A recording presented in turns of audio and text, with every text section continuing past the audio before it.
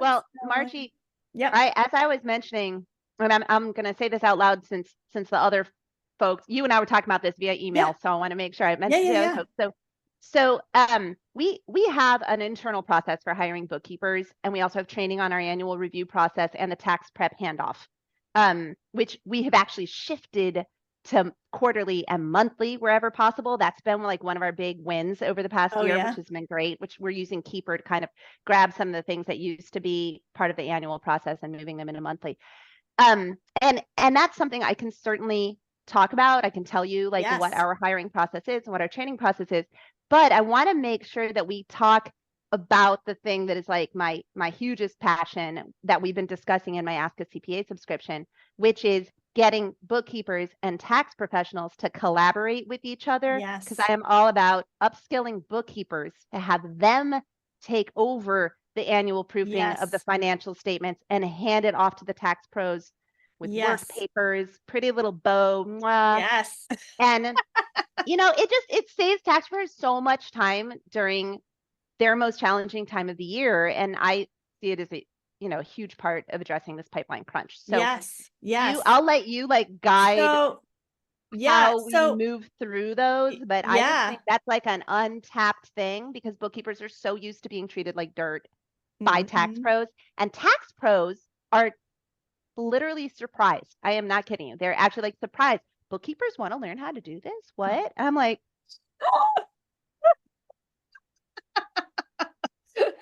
y'all, I am not kidding. I am Yeah. getting like inundated with tax professionals reaching out to me now being like, I heard about this thing you're doing. Is there going to be a certification? How is this going to work? I don't actually want to do this CAS work. I want to hand it off to somebody. Uh-huh. And it legit never occurred to them that like all Wow. along they could have been talking with their clients' bookkeepers and like making this better. Wow. Wow. I know. Wow. I know. Well, so yeah, so I just like I wanted to start by talking about like the hiring thing. Like that was like that's where we're starting, but just to kind of give you some background on, like kind of like what we're doing. Anthony Birch, who I guess he's on, but trying to connect. I don't know what's happening. So hopefully he can hear me introduce him. Oh, okay, there he is. I'm here. Yeah. So Anthony is our director of enterprise partnerships, and he's had, I don't know, hundreds of conversations with accounting firms about how they are handling this capacity crisis, right? That like pipeline issues you termed that we're calling a capacity crisis. It's all the same thing. It's all this like huge shortfall of like a lack of accounting professionals or like people who actually know what they're doing to be able to assist the accountants and ultimately the businesses who like need this so badly.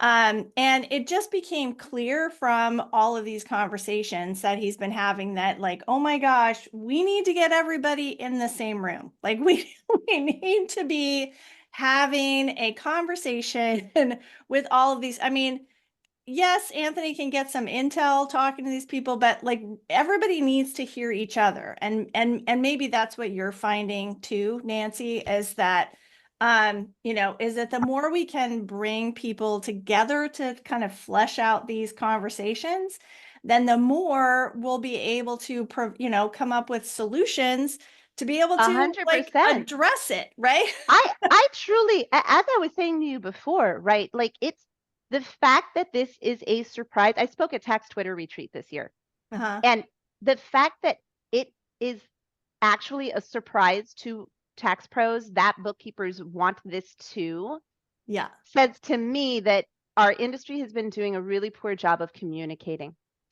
We've just that I feel like that's the biggest part of it. Yeah. And I don't know if it's lack of communication or miscommunication or what is going on, Yeah. but there are assumptions in both directions that I think have to be gotten rid of. And there's so many different ways that could be done. Like we're coming at it from training the bookkeeper angle. And, I know, so are Margie and Kate here. And then there's training the tax pro angle, which is something I'm starting to do now as well, Yeah. as a CPA, being like, oh, maybe I should be speaking at at the AICPA conferences as well, and not just the Yeah. bookkeeping conferences, because I didn't Yeah. know the tax pros, that other tax We're pros so weren't clueless. aware. Yeah, we're Yeah. so close about this. But Yeah. then I realized, I think an important part of the discussion that's not getting brought up enough is we need to be talking to the small business owners. Because if the small business owners can bring both of these sides to the table and set expectations, I expect that you are going to be working as a team, because they do not think of themselves as a team. And that is probably a surprise to the small business owner. I bet most small business owners presume that their bookkeeper and their tax preparer have like some lines of communication. Yeah. And it's silly to have it go through the small business owner, right? Because Yeah. it's a game of telephone and they don't know the language Yeah. of our industry.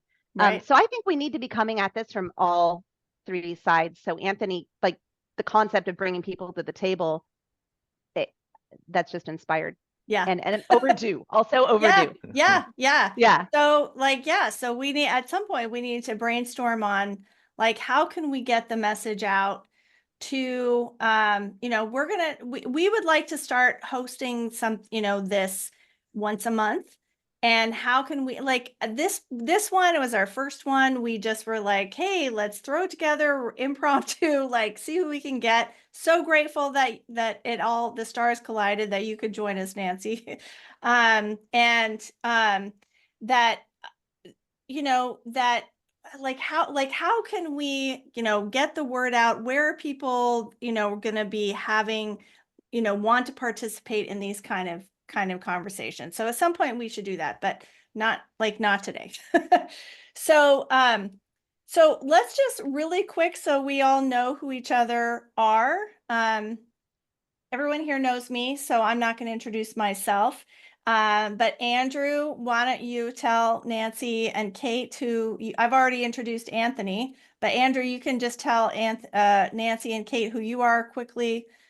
Kate, you can tell everybody who you are quickly and what you're looking for too, because Kate's perspective is a little bit different. So go ahead, Andrew. Well, yeah, I'm Andrew Averett. I'm based out of Utah, up in the mountains, and I do kind of CFO style work with the whole emphasis on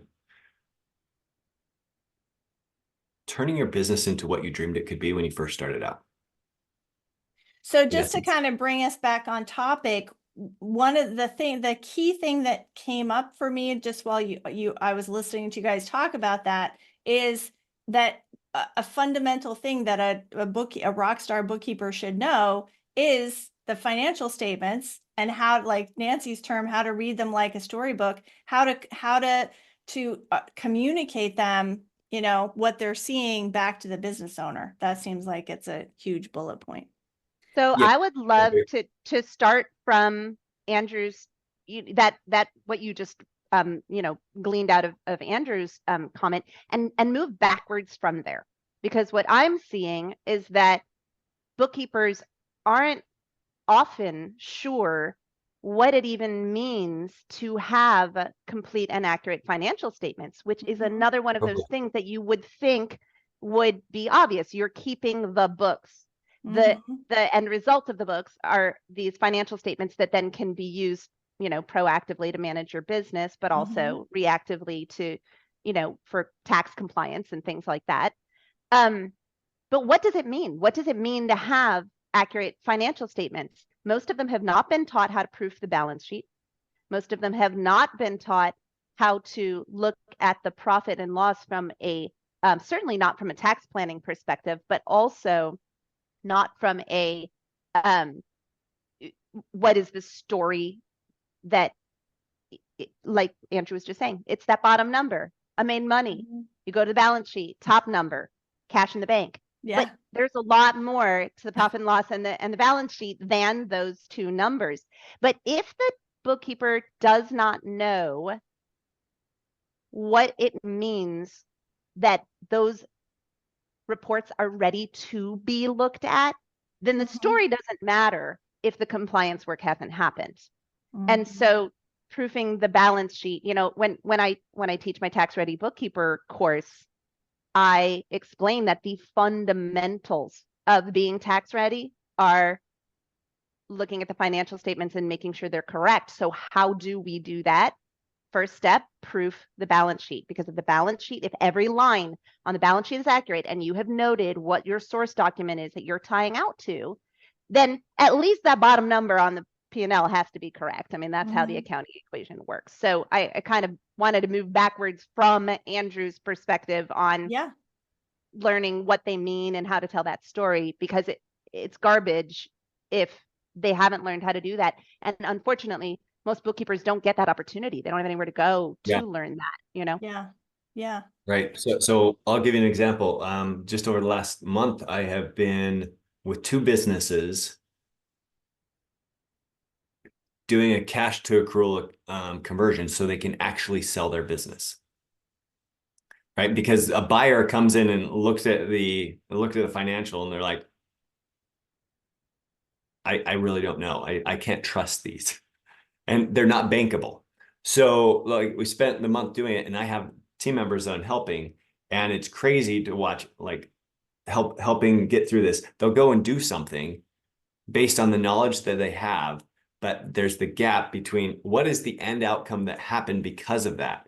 And you're like, you missed and when you have this big thing hitting negative equity in it on the balance sheet, and you're like, it's glaringly obvious to somebody who understands the story, but then you're like the bookkeeper, you're like, you missed that.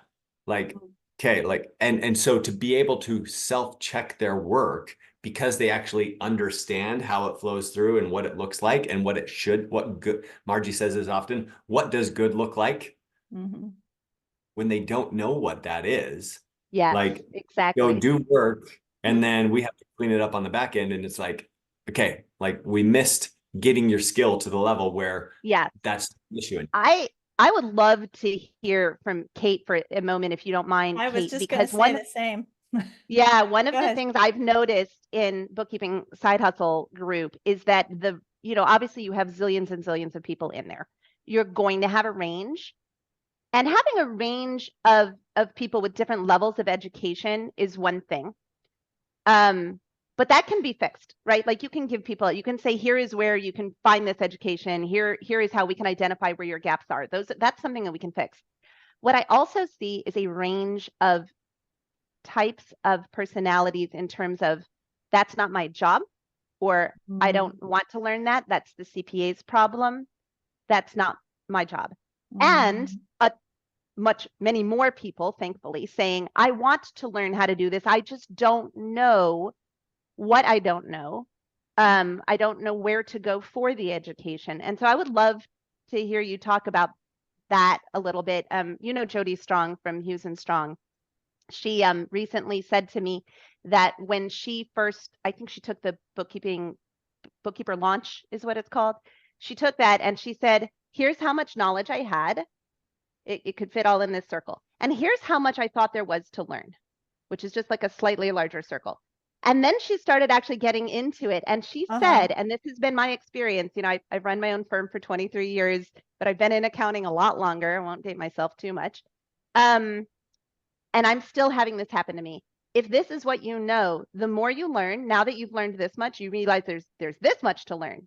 And then you learn this much and you realize there's this much to learn. And then you learn this much and you realize that there's just this world out there. So the world of what there is still to know grows faster than your knowledge will grow. And I feel like that is one of the most important, that awareness of the fact that there are things that you don't know is part of what inspires people to learn. And I see a lot of that in Kate's group, and I'd love to hear about that. Okay. Well, so I'm here. Do you want to introduce yourself first, Kate? Because not everybody, I think, knows who you are. I am Kate Johnson. I have a firm called Heritage Business Services, a solo operation. It grew as my children were away from me more and more. They're all in elementary school now. So I have more time. So it's kind of like hours wise, kind of like I'm working, I don't know, a proper amount, I suppose.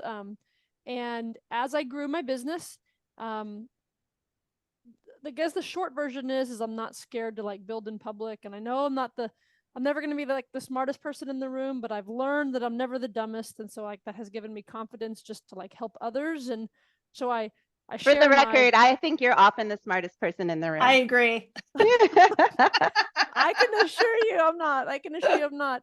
But I'm not scared to say like what I don't know. And that's been a personality trait of mine for a long time. And it's I think that part of me blesses others because I'm sort of shameless and I share what I do and the good, the bad, and the ugly. I use that phrase a lot. I have, you know, getting into the accounting industry where I am has like changed my family's life, and I think it can. I want that for others who are willing to work hard and be real smart and study a lot. And so I build in public.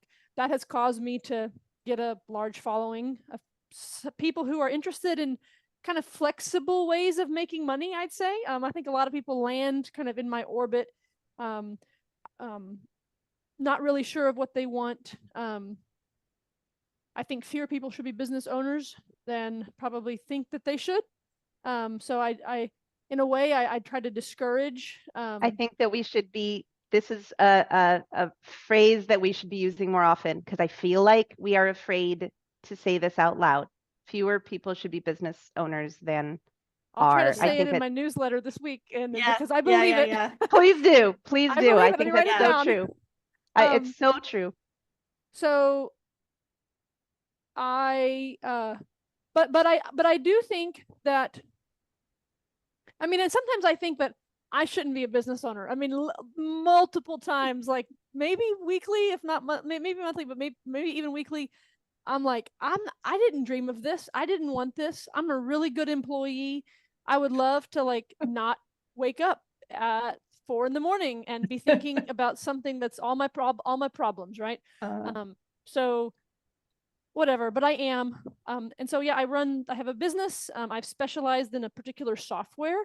I think one of the things, because I didn't grow up in the accounting space, I don't know what I'm supposed to be doing. And so I've just sort of done my own thing.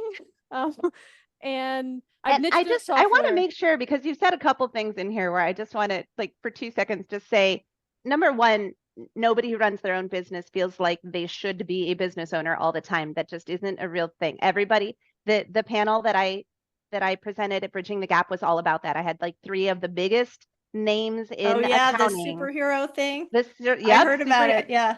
Accounting superheroes take off their masks, and it was showing like not everybody has it all together. There's nobody. If anybody says, yes, I'm supposed to be doing this day in, day out, and I never question it and I never have challenges, that's just not true. It also would be sad, because like your growth comes in part from the challenges and the struggle, and that's where a lot of the learning comes from. So I don't want you to feel alone, because you are not alone. I also wake up at 4 a.m.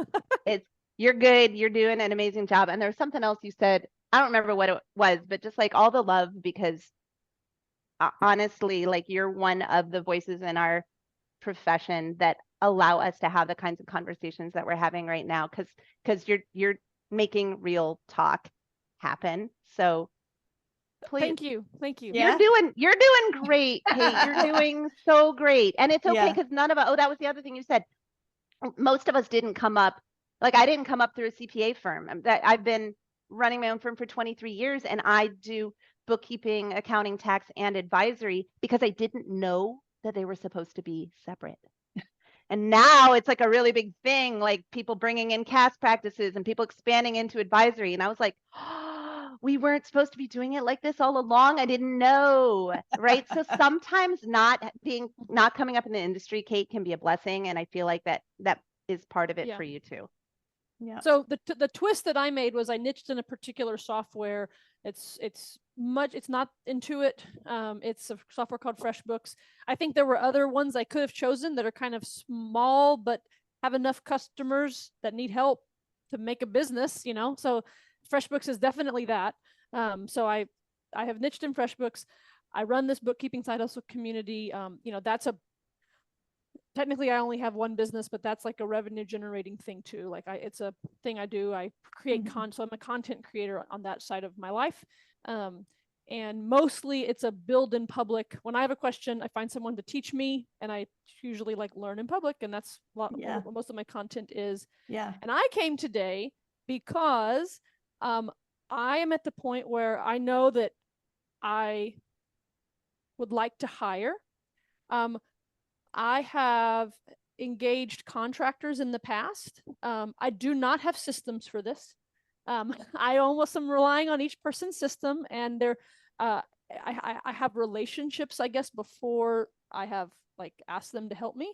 I know that's not a good way to approach things. Like in my mind, I know it, but then I'm like, I need help. So it's there. I've had help that way. I would like a right hand as well, and I don't know that that needs to be an accounting person. So I came because I thought I would learn, like hear people talk about, like I need to get smart on what it means to hire. Yeah. So if like, I mean, I know that there's like laws. I know a little bit about that, not a whole lot. So if there's like legal issues to talk about, or best practices, and this is hilarious, probably maybe because you've like planted this seed. I actually started writing a job description for like, I was calling it like an executive assistant. I'm thinking now of change, like this morning's idea was called an operations coordinator. I would like for that person to have an accounting background. If they're really great at accounting, then maybe I could kind of move them to client work. But I just feel like I'm at a point where, I'm ready to invest in, I have enough money to pay someone to like do these things that I think I'm at this tipping point where like I can finally see this idea. All right, if I pay someone $50,000, I can make $80,000. Yeah. Like, there's like, I don't know why it's like taking me that long. And like, I should take that bet all day long, right? Like, if I give you 50 and you give me 80, I should do it every day. And it's hard, but you're not looking at the downside of it though, which is sure. big. There's a lot in that bet against 23 years of trial and error. I'm a cautious person. Like my whole personality, like risk averse, conservative, like and content too, like kind of like I know the grass isn't always greener. So I'm looking for, I don't know that I haven't hired anybody ever in my life, and as an employee. So I'm someone who's here to more probably listen to whatever it is people who have hired or are trying to do. I got a lot of people who I think should be I have access to a lot of people who I think should be employees of firms and who are wanting to learn. But I'm also here, like I have two hats. Like I run a business, I run a firm, and I want to be better at it. And then I can also tell people like, hey, there's a way to upskill yourself, find flexibility, get out of your miserable job, be able to work at your kids' class party, like all the things that I do that accounting has given me, because it can be a flexible virtual job, but it doesn't have to be entrepreneurship to still have a lot of that stuff that I like. I just want to share. You come back to this over and over again in your group, and I feel like that is a message that needs to be added to this conversation, is that you can have flexible virtual work without having to run your own thing. And that is actually our hiring process internally. So I can give you a few tips on how we do it, because we have all right. So I'm Nancy McClelland. I'm a CPA. My company is called The Dancing Accountant. Because I'm an accountant and I dance. So it's pretty straightforward. We have 9 people in our firm, both contractors and employees. I am the only full-time person. So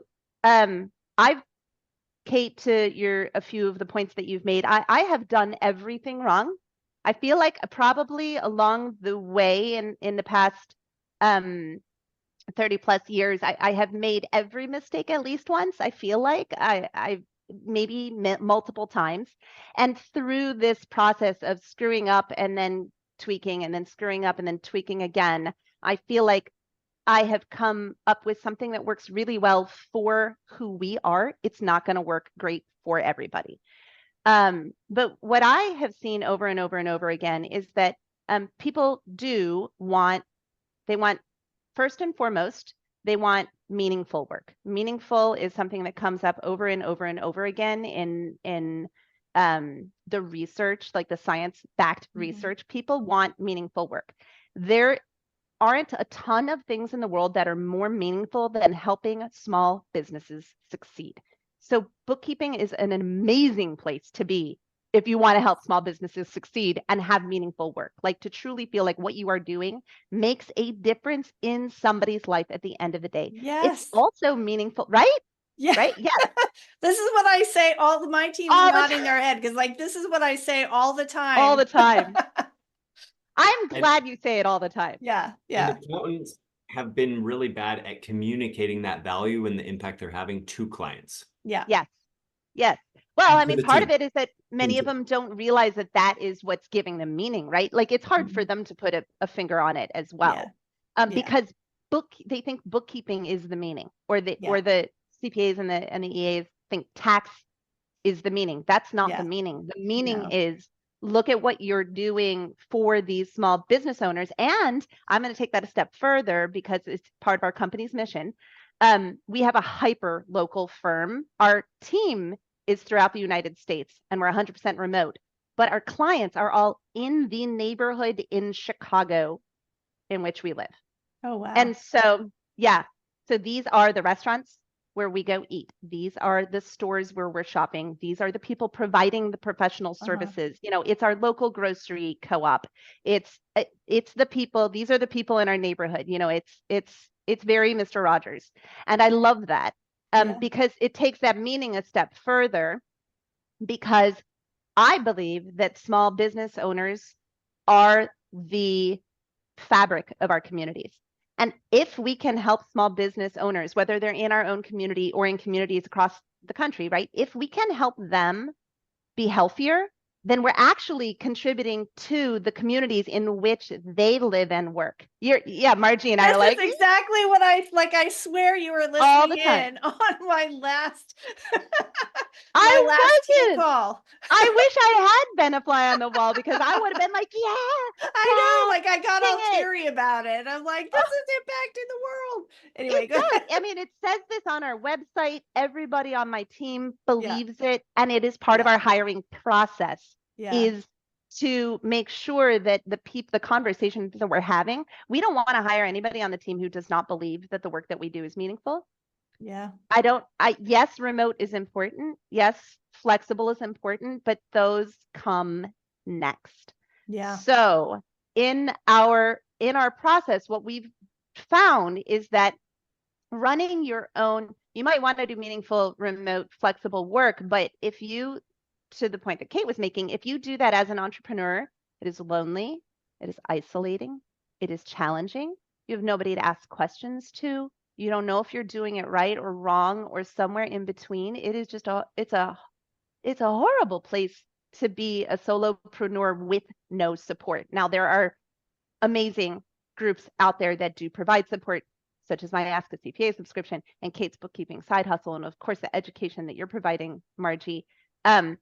Bookkeeping Buds is a group that Kate and I initially met through when we finally got to meet in person. So there are a lot of resources out there like that, but nothing beats actually working with other people on your team. So our model is to find other people out there like us who want meaningful, remote, flexible work and are either already running their own business or who have run their own business and decided they don't want to run their own business, but they have experience running their own business, because then before they even come on board with us, we know that they've had experience working with multiple clients, which I think is huge.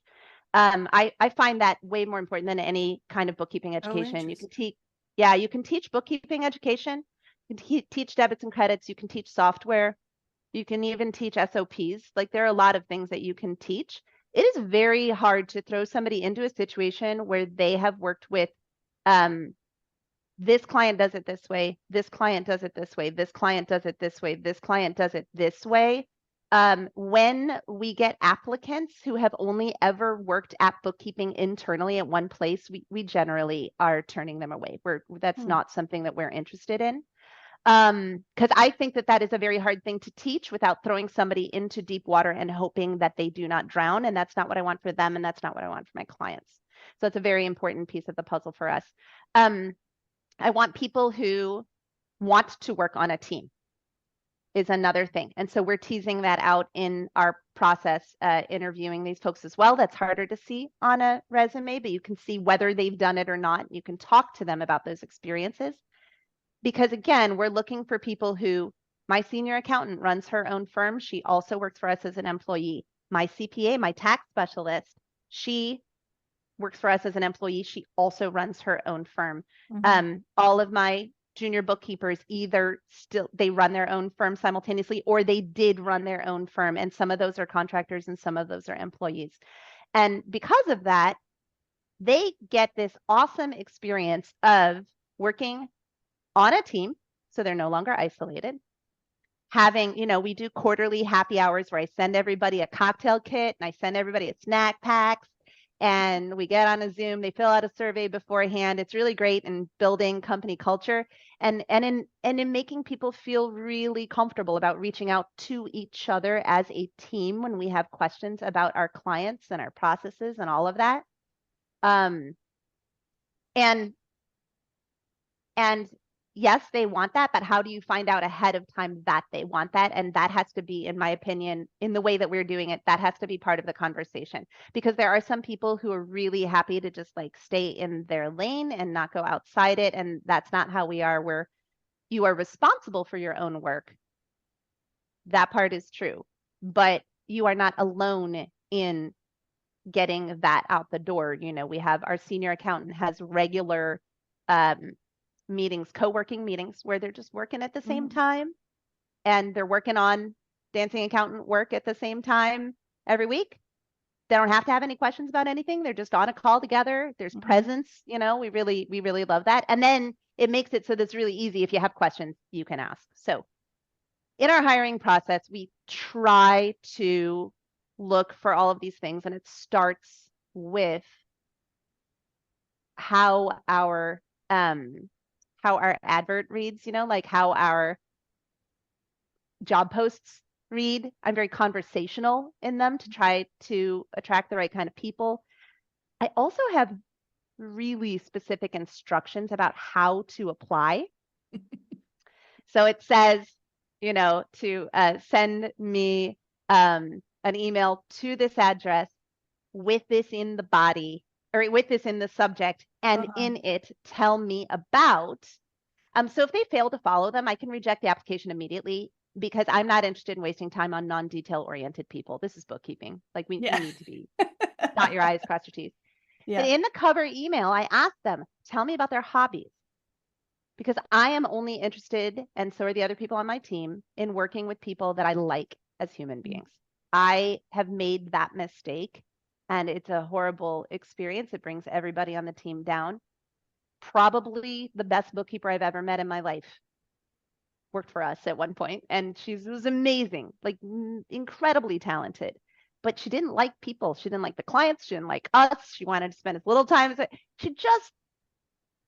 She just wasn't likable. And so like, had I done this kind of thing at the time, it would have been a different experience. So after reading the resumes and making notes, I ask follow-up questions via email. They're specific follow-up questions, very personalized. And this tests their written skills, because we're a remote team. We work with our clients remotely. There's a lot of either email or conversations in Keeper, right? And so I want to know, can they speak back and forth with me in a friendly, engaging, enthusiastic, vulnerable, open, honest way, but also do they use punctuation? That's important. And then I will add to this. Sometimes I will use account tests. I don't know if you've ever worked with them. They're absolutely amazing. If I'm doubtful about the basic accounting skill set, account tests does a really great job, and they have you pay per test. It's not that expensive. I made a bad hire a few years ago that I'm still struggling with.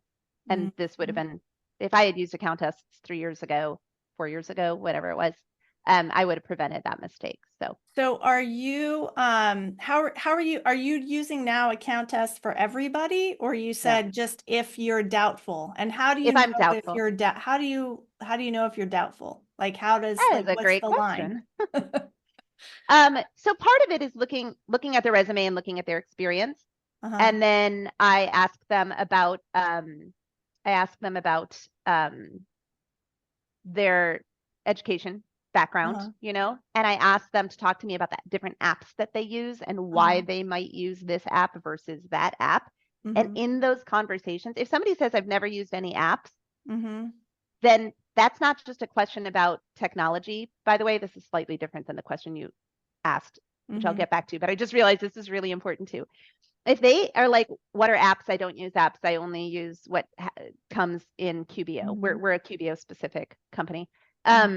Then that's not just a question of how comfortable you are with technology, but that's a question about your inclination to look at a situation and problem solve and say, this could be done better. This could be more efficient. And I want to know if people are like eager about going out there and being like, this doesn't seem right. I'm sure that there's something out there. And then you Google it and you're like, oh, there's an app for that, right? So that's also part of it is emailing. Again, we're emailing back and forth at that point in time. We have a very basic debits and credits test that I give them when we're on if they make it to the point where they're actually doing a Zoom interview.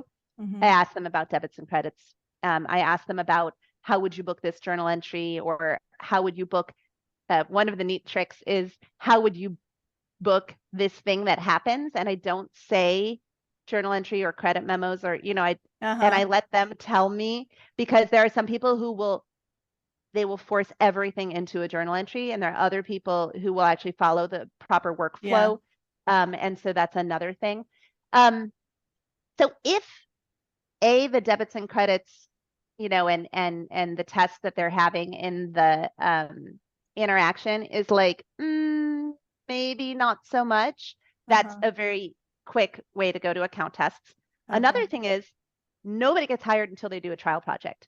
Literally no one. Every single person does a trial project. It's like if you work with restaurants, it's like a stage where you come in and you work a whole paid. It's paid.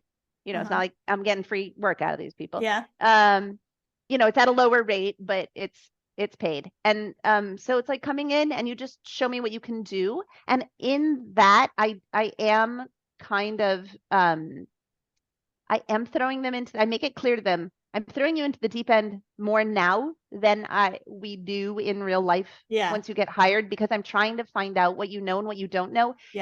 Whether or not you can achieve this on your own is not what I'm evaluating. I'm evaluating, where are the gaps in the knowledge? Do you recognize them?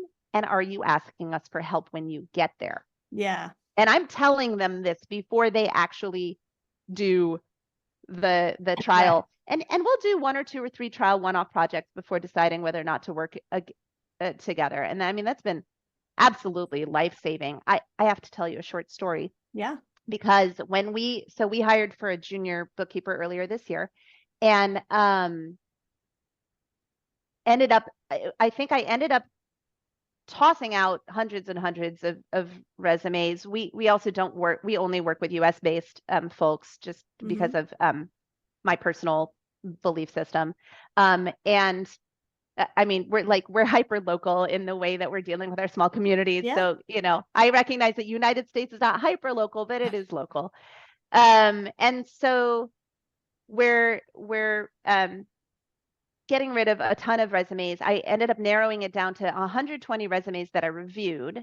And then I had about 30 that I went back and forth on in emails, and then narrowed it down to 10 that I wanted to do Zooms with. And then we narrowed it down to 2 final candidates, and they each got one of these trial projects. The person I thought was going to be amazing, because I was sure it was going to be this one person. I was sure it was going to be her and not the other person. Something, you know, she just, in our conversations, she was very calm and collected. She also had a lot of experience. And the project that each of them got is an annual review, which is as we were talking about earlier, that's like my big passion thing as far Yeah. as bookkeepers are concerned. I think that if you can do an annual review, it means you understand what the financial statements are supposed to look like at the end of it. And then we can start looking at meaning, to Andrew's point.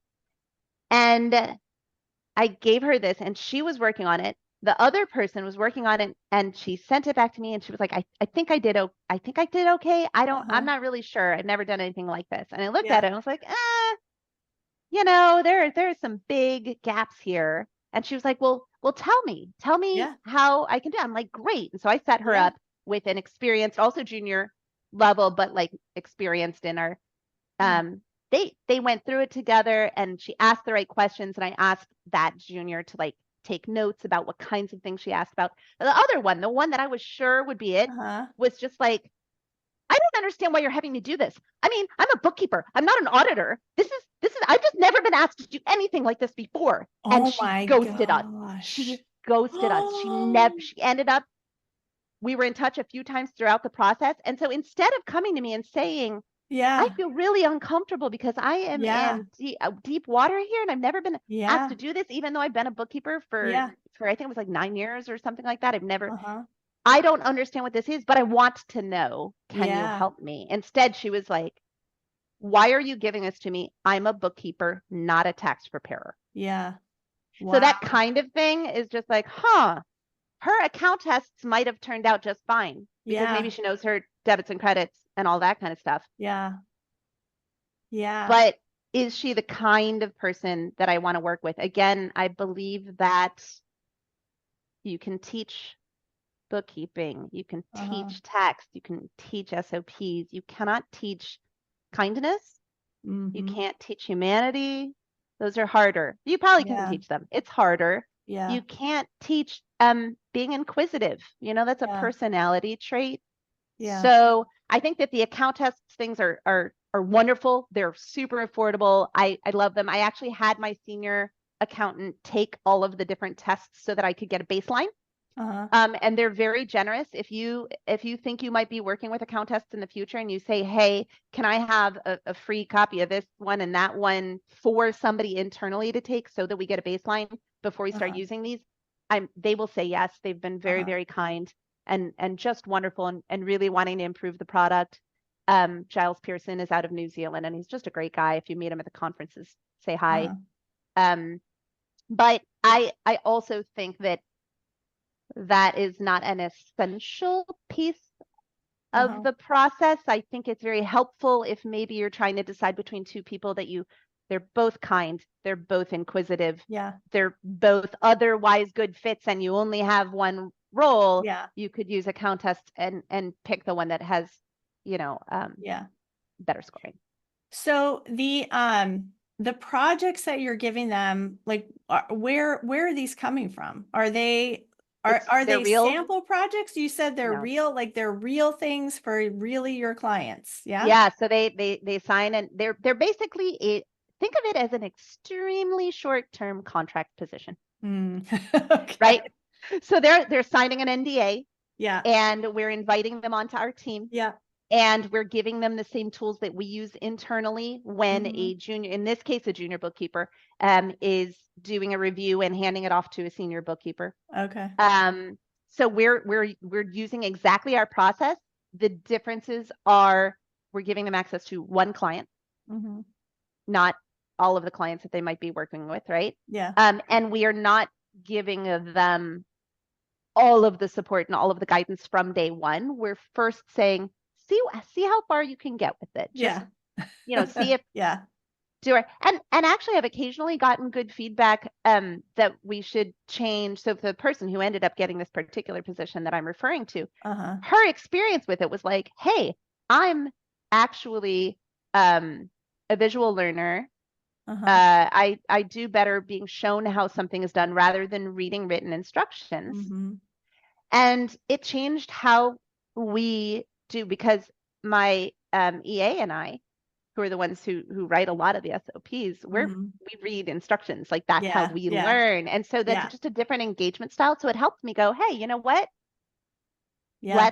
When she had questions, they were answered by showing her, we just recorded a loom and sent it over to her, and like Yeah. it was fine. So part of that was engagement style Yeah. as well. But yeah, they're literally doing, we always have either an annual review that's not done yet, you know, depending on what time of the year we're in, or if not, we'll just give them one that it's already been done, but we'll just Right. have them go back in and do it again. It's Yeah. you know, it shouldn't be more than like a 5 to 15 hour project Okay.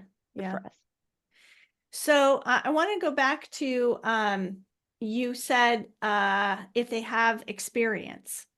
So like based on their experience, I'm going to do this, that, and the other.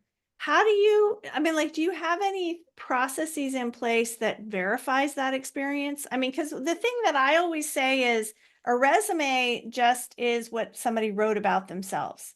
And I Yeah. could say that I'm a retired astronaut, and you know, you'd look around and really, oh my gosh, we'd have this whole conversation, you know, like we just assume that resumes are like accurate. So do you have any, like, how do you manage that, or do you not? Like, Right. you just No, that's a great question. In the past, I have done background checks, and it's really easy to just be like, give me a contact. You can either go through a service that does background checks, or you can say, hey, give me a contact at this job and that job, and so I can verify your employment. I have done plenty of those. Back in the day, I did have somebody who was not honest about one of the positions, but I've never had that happen since then. So I don't think that I think that talking yourself up on your resume rarely involves, in my experience, and I have reviewed thousands of resumes. In my experience, it rarely involves making up entire jobs. I think that it tends to be making it sound like you did something more important in that job. And man, I can spot ChatGPT a mile away. It's so obvious. It's like it's got a voice. It's of its own. It does not sound like a human being. And if a human being is trying to write like ChatGPT, that's not who we want. I've already emphasized in everything leading up to like that. Our job description sounds like me as a real human being asking you about your pets. I'm serious. We actually talk about that in the job posting. So if you are sending me a resume and a cover letter and you remember they have to write info about themselves in the email. So that's not something that 1,000 other people have already looked at and said, yes, this sounds professional, whatever. But by the time I'm getting to that point, I'm not even going to look at their resume if their cover letter doesn't sound like a human being. Like if their email doesn't sound like a human being, I'm not even looking at their resume. By the time I've gone through all of the things to bother looking at their resume, I'm evaluating the resume to see whether they've had experience with multiple clients, to see how long have they been working with the products that we work with, whether they list any of the apps that we think are valuable to know about. One of the things that the junior that we hired earlier this year, she already had experience with Keeper, and that was huge for us. We were just like, oh, that's awesome, because that's that much less we're going to have to teach them when they come on board, right? And so I think that when people make things up, they just try to make themselves sound like the work they've done is more important. And man, you can, it sounds weird. Like, oh, what's the joke about a janitor being like sanitation engineer, right? Like you can tell when you're reading a resume.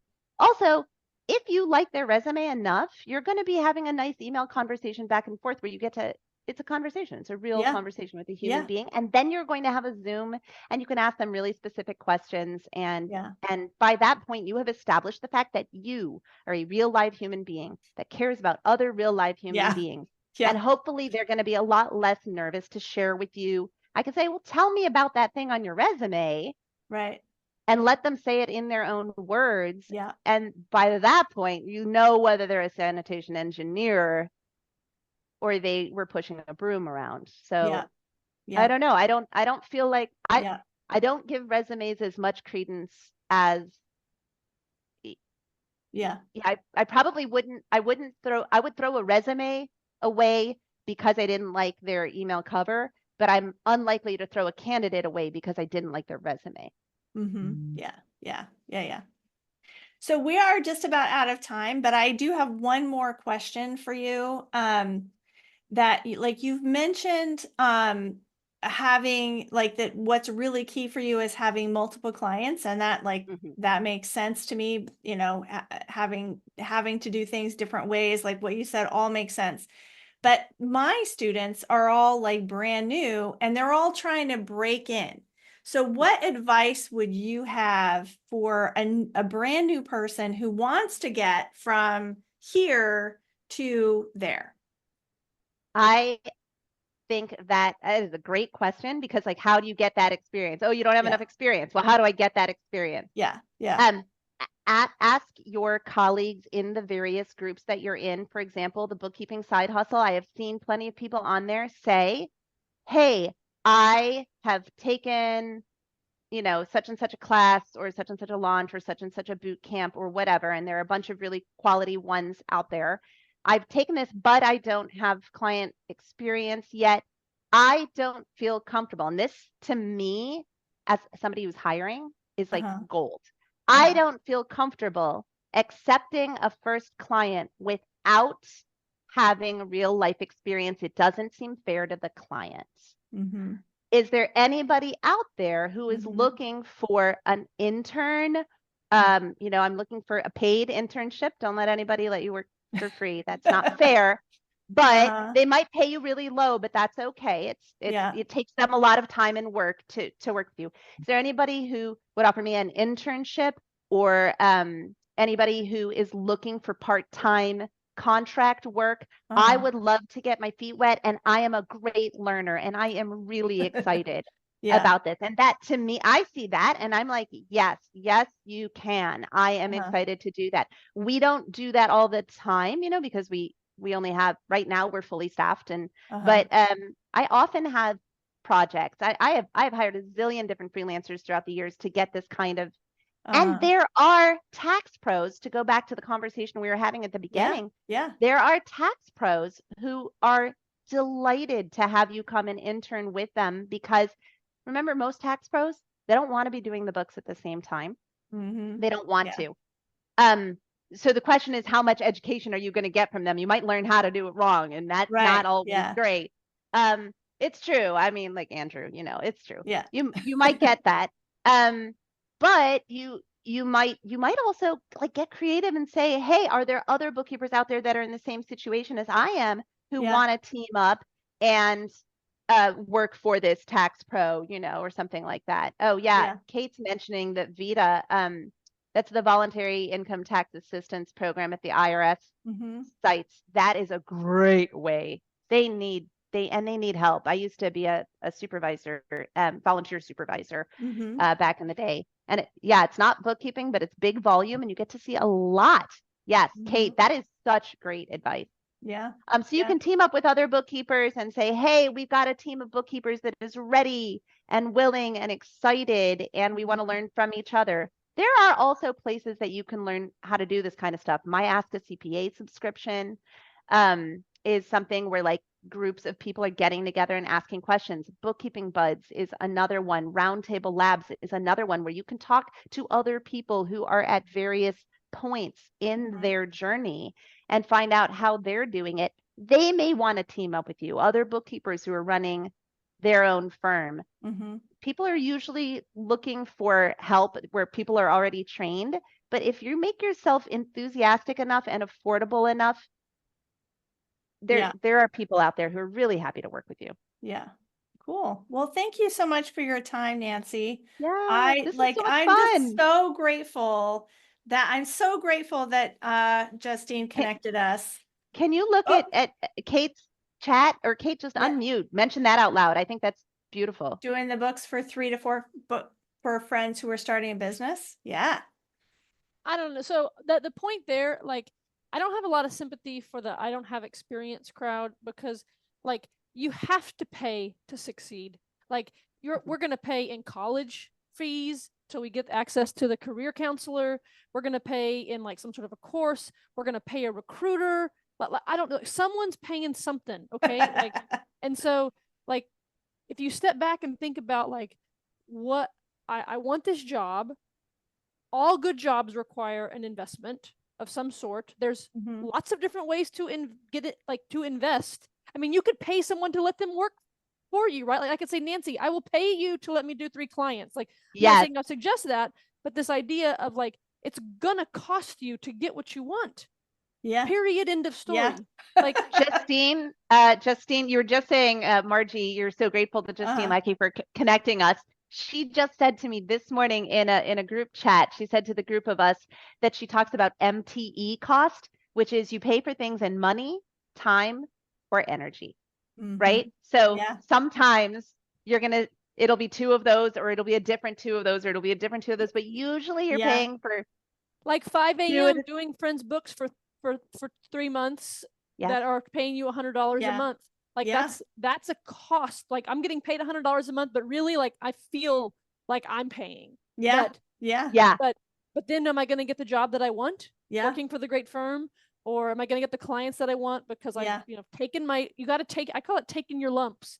Like there was a cost to me learning fresh books. Like poor. Like I was so poor those first clients, right? When you value price, because I'm learning a new software. I'm like, well, I know I can only charge like a normal amount to be a bookkeeper, right? And I saw a copy of that first check of yours that you received. Well, that was a QuickBooks client, and I was poor on that one too. But I'm not. The next one, I was less poor, and the one after that, less poor. Right? Yeah. But then I dropped. I was like, I want to pay my price because I see the prize. I'm gonna go get the MBA because I see the Goldman Sachs. Like whatever it is. I'm gonna, and I paid my price to learn FreshBooks. Like I did like a restart, and it's like paying the price of doing books for 3 or 4 friends, maybe for hardly any money. And the various professional associations, usually there's a cost to it. And so, again, I'm going to go back to Bookkeeping Buds or Roundtable Labs or Realize or my Ask a CPA. Those are all somewhere between, I don't know, $25 a month and like $200 a month generally.